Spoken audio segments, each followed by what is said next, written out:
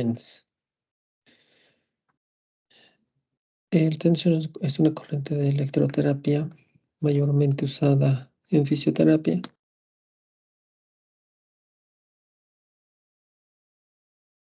La cual tiene su nombre por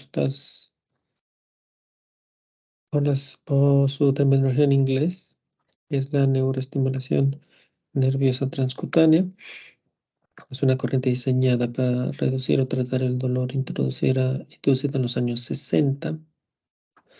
Este método de neuromodulación se basa en la teoría de la puerta de control, la puerta de entrada o el gate control de percepción de dolor descrita por hace muchos años por Ronald Belzac y Patrick Wall.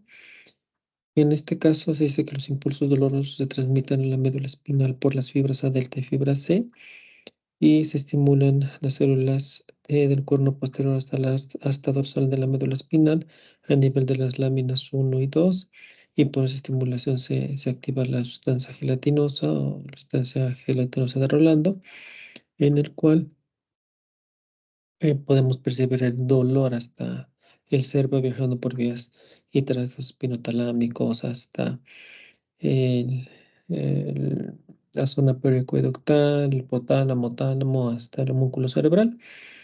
Los dispositivos TENS fueron diseñados para ser utilizados como estimulantes de las aferencias nerviosas. Pero de las características es que sus ondas pueden ser de forma cuadrada, rectangular, triangular, bipolares, simétricas o asimétricas, con fases balanceadas o desfasadas. Ejemplo, aquí tenemos del lado derecho una onda bifásica simétrica. Esta es una onda bifásica simétrica desfasada. Una onda bifásica asimétrica. La bifásica simétrica pues, también se considera balanceada, igual como la simétrica. ¿Por qué balanceada? Porque está balanceada porque siempre va a tener un polo negativo inferior, ¿no? Y se mantiene igual. Aquí tenemos una onda asimétrica porque es diferente en el polo positivo y negativo, y desfasada porque hay un mínimo tiempo de descanso entre un polo positivo y un polo negativo. Los impulsos eléctricos de la corriente TENS no existe un componente galvánico y evita los efectos polares. Se aplican los detectores de superficie colocados sobre la piel, siendo autoadheribles de caucho de diferentes tipos, ¿no? Ejemplo, aquí tenemos el electrodo en forma de calcetín. El electrodo puntual también puede ser aplicado solo si hay un punto muy específico del dolor. Electrodo rodillo, electrodo intravaginal o intranal, son diferentes entre estos dos para los temas de incontinencia y demás, que han habido o vieron las primeras investigaciones de este tipo de incontinencias con alguno de esta corriente, algunos de estos electrodos, ¿no? También la aguja de acupuntura puede ser utilizada para transmitir la corriente eléctrica al músculo, nervio, incluso tendón. Los electrodos clásicos autoadheribles, los de carbono, con su correspondiente esponja. Se dice que la acomodación o acostumbramiento a la corriente durante la sesión hace que el tratamiento sea un poco menos eficaz, y en este caso deja de ser un poco usado popular para los fisioterapeutas, y de ahí su reemplazo muchas veces por la corriente interferencial. Siempre hay que entender que la primera sesión debe ser orientadora, nunca indica el éxito o el fracaso de la estimulación, tras la cual se debe hacer un análisis de los resultados obtenidos. Y hay que también entender que las intensidades un poquito más altas son más efectivas. Si podemos llegar un poquito al punto doloroso, poquito, no debe ser mucho, para que entonces el cerebro bloquee el dolor que ya trae el paciente de la lesión. Claramente las acciones fisioterapéuticas deben de hacer que las condiciones de homeostasis se logren, y de ahí poder realizar el correspondiente mejoría del paciente. Seguimos con algunas características, esto nos lo dice Martín Cordero en su libro. El tiempo de tratamiento para temas analgésicos debe ser prolongado hasta 60 minutos, posteriormente solamente pueden ser 30. Si queremos tener un efecto motor, debe ser de 20 a 30 minutos. Volvemos a decir que debe ser la primera sesión orientadora. También la duración del tratamiento o el número de días de tratamiento también es variable. También hay que ver que si el paciente en la primera o segunda sesión tiene beneficio de disminución del dolor, no tendrá caso seguirle aplicando más sesiones, ¿no? Hay poca posibilidad, si no es que nula, de producir quemaduras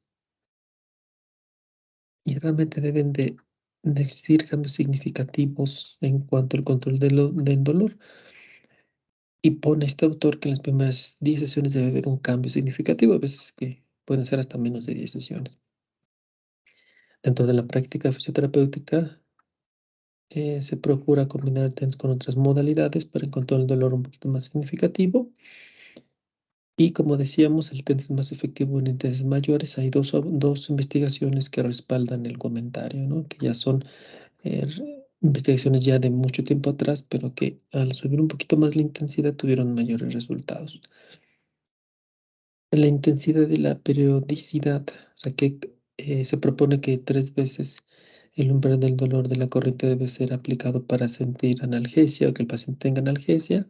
Se debe sentir una parestesia, un cosquillo, una vibración por la estimulación proprioceptiva, pero no debe haber una contracción muscular como tal vez se pueda ver ahí en la imagen del lado derecho. Si hay un acostumbramiento, hay que aumentar la intensidad, pero que este aumento también sea agradable al paciente. La estimulación es muy elevada al llegar al punto motor o incluso al punto doloroso inhibe los efectos fisiológicos de la corriente. Claro, si ustedes están buscando analgesia y hacen punto motor, tal vez ya no sea tan efectivo. Incluso en una etapa aguda. En la etapa aguda, pues como está recién lesionada la zona, no tenemos que hacer punto motor, ¿no? Eso se entiende. El tiempo de la analgesia se puede tener beneficio solo al momento o hoy, en ocasiones el beneficio se da hasta 2 a 3 horas posteriores. Hay pacientes que hasta todo el día, ¿no? Y hay ocasiones a donde el dolor puede regresar igual. Y todos estos resultados también, repito, son por la sesión de fisioterapia y la combinación necesaria para que no regrese el paciente con una situación similar previo a la sesión. Modos o tipos de aplicación del TENS. Sabemos que hay equipos tanto profesionales como principalmente los portátiles, a donde podemos encontrar que existen modos de aplicación del TENS, modo normal, a donde se recomienda que se aplique el modo normal en dolor radicular o dolor agudo. El modo modulado, se encuentra el modo modulado, primero uno busca la máxima intensidad aceptable por el paciente y de ahí va de menos a más hasta la máxima intensidad, no sé, 25 miliamperios, y de ahí baja de forma abrupta y un tiempo de descanso y luego otra vez disminuye de 0 miliamperios hasta 25 y otra vez vuelve a bajar. Modo modulado también se recomienda en las relajaciones musculares o en la contracción arteriovenosa. El modo Treno Burst se aplica mucho la analgesia crónica, donde hay pequeñas cantidades de hertz aplicados en grupos. Hay un tiempo de descanso, otro grupo de hertz, un tiempo de descanso. Pues muchas veces también le llaman trenes de impulso porque se parecen a las líneas del tren, a donde se va poniendo una tabla horizontal y encima los rieles, ¿no? Bueno, entre los efectos fisiológicos de la corriente TENS, pues el primero es la analgesia por la teoría de la compuerta, realizado a través de la estimulación de las fibras aferentes a betas, son las que realmente se estimulan, las que llegan primero a la médula espinal, que producen el bloqueo del dolor, y se genera la teoría de la compuerta, que siempre es en hertz altos. También uno de los efectos es mantener la despolarización del nervio periférico o alteración de la excitabilidad de los axones aferentes cutáneos de las fibras A delta y fibra C. La liberación de encefalinas, beta-endorfinas, que en este caso serán por hertz bajos. Bajos es 1, 2, 3, 4 hertz. La relajación muscular pues, se va a dar por la fatiga muscular. Ajá, y la alteración de la inervación recíproca, no tanto que contraes el músculo que se fatiga y por consiguiente genera relajación muscular y disminuye pues lo doloroso porque el músculo ya no está tenso y ya no comprime los nervios periféricos o los propios nervios internos del músculo. Y la vasodilatación se da por la contracción del músculo liso, una estimulación del músculo liso. Los electrodos se pueden ubicar en lo que le llamamos el punto del dolor, donde exactamente le duele al paciente, lateral al punto de dolor, sobre el nervio, sobre el dermatoma, sobre la vena, en la raíz nerviosa, en la extremidad contralateral, de forma transarticular o contralateral, longitudinal o puntos de acupuntura. Hay dosis recomendadas recabadas de artículos, de libros, etcétera, donde dice que el dolor agudo, la frecuencia, debe ser aplicada entre 80 y 150 Hz, la anchura del pulso, duración de la fase de 250 microsegundos a 500 microsegundos, el modo debe ser el modo normal, el tiempo de tratamiento de 15 a 20 minutos, máximo 30.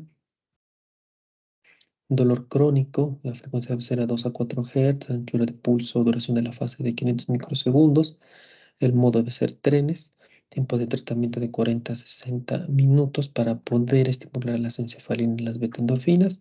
El dolor neurálgico, la frecuencia debe ser constante de 100 Hz, pudiendo escoger hasta 150, pero solamente una de esas. Hay que recordar que en el TENS, en los TENS portátiles o ya sean análogos o digitales, solamente podemos coger un Hz, 81, 4, 145, 120, 32, etcétera, ¿no? Entonces, y, bueno, ahí depende mucho de las marcas que luego sí puedes escoger hasta un rango pues, similar como una corriente interferencial, pero bueno, eso tendrá que analizar mucho su equipo portátil, ¿no? Entonces hablábamos que del dolor neurálgico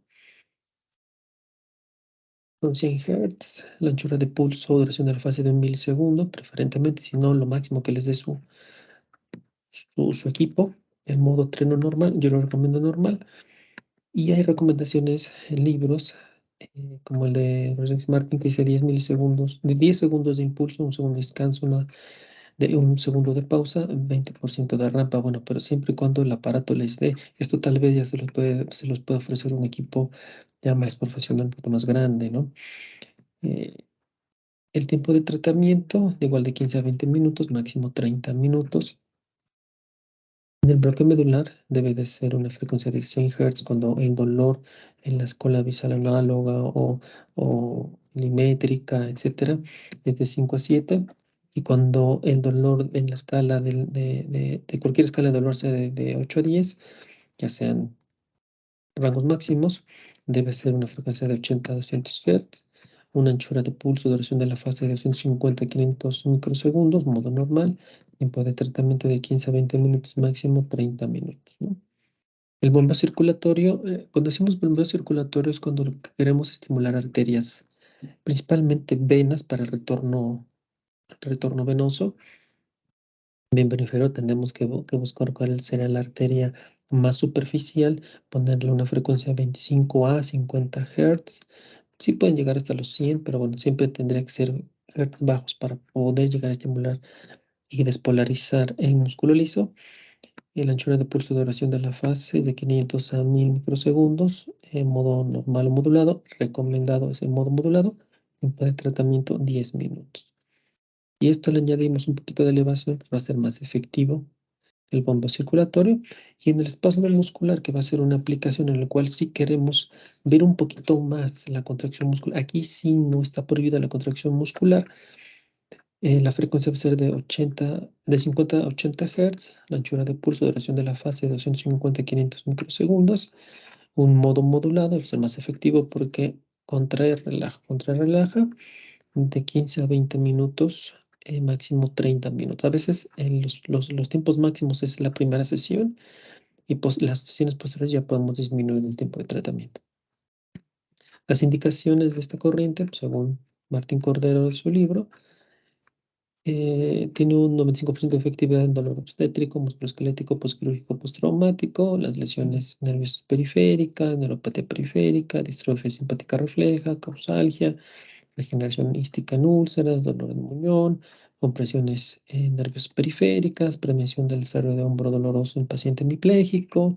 Emmet, es un autor, ha reportado los beneficios en el tratamiento de herpes zóster en el dolor secundario a metástasis ósea. Pearl, otro autor, pudo constatar el mejor control de los síntomas inducidos por quimioterapia en el paciente oncológico. Benedetti aborda con éxito el dolor postquirúrgico en intervenciones del tórax. Osiris y su equipo realizaron una exhaustiva revisión del valor de la corriente tensa en el tratamiento de pacientes de osteoartritis de rodilla, y Borsau demostró la efectividad del TENS en la mano del paciente con el reumatoide para mejorar la funcionalidad, evitar atrofia, el aumento de la resistencia a la fatiga y de la fuerza de prensión. Algunas contraindicaciones también retomadas de Martín Cordero de su libro: si la corriente no debe utilizarse en pacientes con marcapasos o con patologías importantes del corazón, tampoco en lesiones cancerosas, tampoco en senos carotídeos, tampoco en lo que sería el cráneo, en el cerebro, en la cabeza. Se debe evitar la aplicación de la corriente transtorácica que esté cerca del corazón. Se puede aplicar no se ha visto si se puede aplicar en el embarazo como tal, pero existen recomendaciones que lo puedes poner solamente en estructuras muy, muy distales, ¿no? Pero bueno, en general se considera contraindicación en el proceso del embarazo y ya será decisión del o la fisioterapeuta si quiere aplicarlo o no en una paciente embarazada. Cuando hay una infección, principalmente infección de la piel, para evitar contagio por si es que se reutilizan los electrodos. Cuando hay un proceso febril, es quiere decir que hay una infección general de alguna o una parte del cuerpo. No en abdomen durante el periodo menstrual. Se dice que puede aumentar el dolor. Y también se debe evitar en las zonas con flebitis, tromboflebitis, venas varicosas, varices, cuando son ya también muy graves. Tomar las precauciones para pacientes con epilepsia. Y también hay que tener mucho cuidado si se va a aplicar TENS y hay una lesión reciente, porque si es una lesión reciente con riesgo de sangrar, podemos tener ahí una afectación de la zona, o acaban de realizar una cirugía correctiva en una zona y una estimulación eléctrica muy fuerte, pues podemos generar ahí, relesionar la zona, ¿no? Por eso aquí en el segundo punto dice que evitar la contracción del músculo cuando es una lesión reciente, ¿no? Cuando tengamos alteraciones de la sensibilidad también no se debe de aplicar. Cuando haya irritación de la piel, hipersensibilidad a la estimulación eléctrica a través de un medio o a través de un medio conductivo, buscar un medio alternativo de aplicación. Por eso tenemos tantos electrodos. Si vemos que un electrodo le genera tal vez algún tipo de reacción, buscar otra forma alternativa o ver qué otro tratamiento podemos utilizar. No todo va a ser electroterapia, ¿no? Cualquier paciente, como niño, paciente anciano o con alguna discapacidad mental que no pueda entender la naturaleza del tratamiento, también debemos de evitar el mismo, o que tal vez el tema de idioma, cultura no ayude al entendimiento del tratamiento y sienta esto como una agresión, también evitarlo. Y algunas referencias para realizar esta explicación.